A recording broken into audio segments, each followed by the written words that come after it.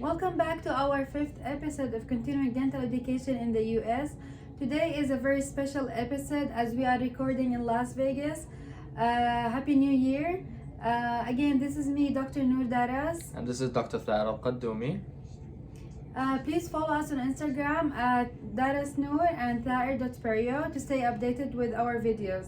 And if you may turn on the notification to see videos, posts, or stories, so this way you don't miss anything of what we post. So we received a lot of messages asking about doing video about how to improve your resume, and we decided we will do this now and continue with other lectures, and that's what we're gonna talk about tonight here in Vegas.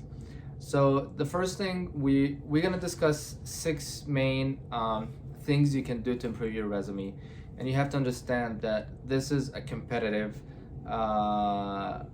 application. Whether you're applying for DDS, you're applying for AGD, for specialty, whatever you're doing, you're competing with other candidates all over the world. Where they have the national boards, they have their specialty maybe. Experience A lot of also. experience or research or high grades in TOEFL. So you gotta make sure that you got something in your back pocket to improve and make sure that you're competitive. Now you have to understand also whatever you see online for each school, if their requirements, if you have what they ask for, this means your application is eligible to be reviewed. That doesn't mean that you're guaranteed an interview, you're not guaranteed an acceptance. So the first thing we're going to talk about is the personal statement. And this is a very, very important thing. I always recommend that you write it in your own word.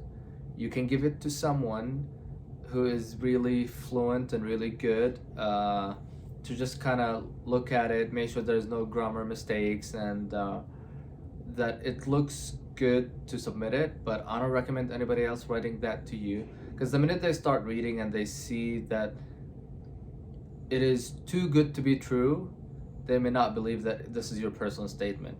So go with it as your life story, why you decided to do dentistry, how all that idea came to your mind, how was your journey, what did you have to do to be here, why you decided to do dentistry, why you decided to come to the US. So just put everything, and we always recommend to put the part that has the emotions in it.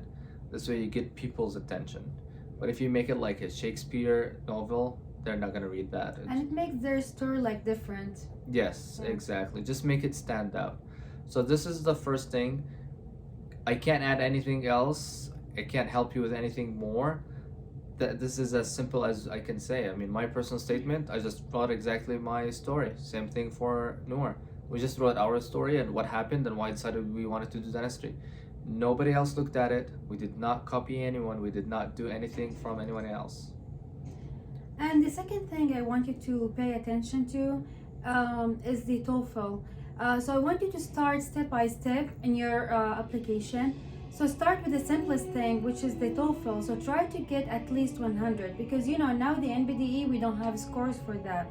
So at least get any grade above 100 to make sure that your application is competitive. And also try to finish NBD Part 1 and 2. Even if the school asks for NBD Part 1 only, try to finish Part 2 also. And now we know that we have the INBDE, but because it's still available, the NBD Part 1 and 2, so just pay attention to finish both of them, okay? Actually, we are in the new year now, so part one is over, but you still have to get part two if you have part one. But the story here is that since the INBDE or even the NBDE is pass or fail, you need to give the school something that they will use in order to kind of rank you. So TOEFL is definitely something that we want you guys to improve and look at. Now the third topic we want to talk about, or something you need to work on, is dental assisting in the US. In my humble opinion, this is very, very important. I would rather you do that over anything else for one reason, because many schools, they like to see that you have been exposed to the American dentistry. Um, you don't have to actually work, and I mean by work, to work on patients. You can be just assisting the doctor, so you don't have to be an RDA. You can be just a DA. And if you want to be an RDA, that's a plus. You get to do provisional crowns, you get to do impressions, you get to do prophies. That's something that can add more to your resume.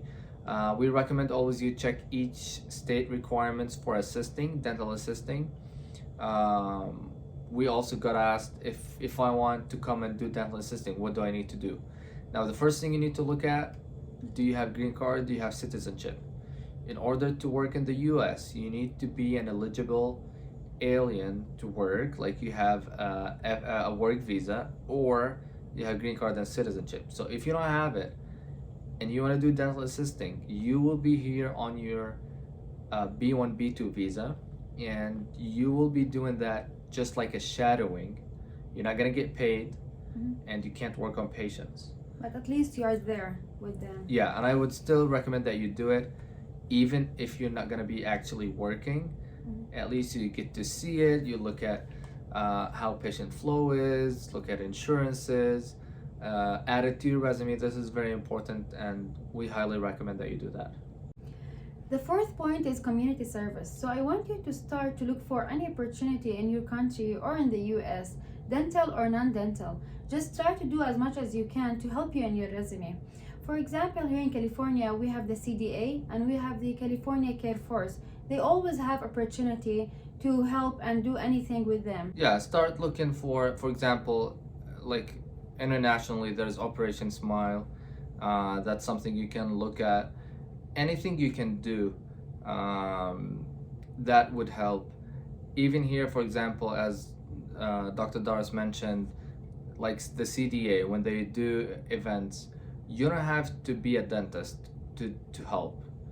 You can go do just patient data collection, patient coordination, sterilization. Exactly. Anything that you can do just to help out, this is very important and adds to your resume. The fifth point is the research. I know it's not easy, but you can still try. Try to do it in your country, and if not, you can try to volunteer here in the US. So what you can do is just communicate with schools to have any opportunity to volunteer in the research. Problem is most of the schools, they want you to be a student in order to participate in any research. So this is going to be the difficulty that you will face, but you can always email, you can always ask. It's not going to hurt. At least you're knocking all the doors just to ask them that, hey, I want to volunteer with data collection or anything. I'm not interested in publishing. I'm not interested in anything. I just want to be part of a research. We can't guarantee that you're going to get that easy. It's not easy. But if you're applying for DDS, I don't see it as a big deal. If you're applying for specialty, maybe some programs, they're going to look at the research as something like a strong point. But still, I put it way down on the list of the things that you have to work on. Now, the last thing that we want to talk about is externship or preceptorship or whatever each school call it. Now, this is kind of shadowing program that you do in the school. You apply for it. It's a position, and you have to be selected. Usually they take 1 or 2.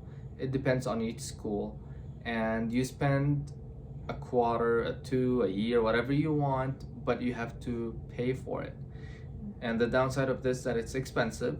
It depends on the school.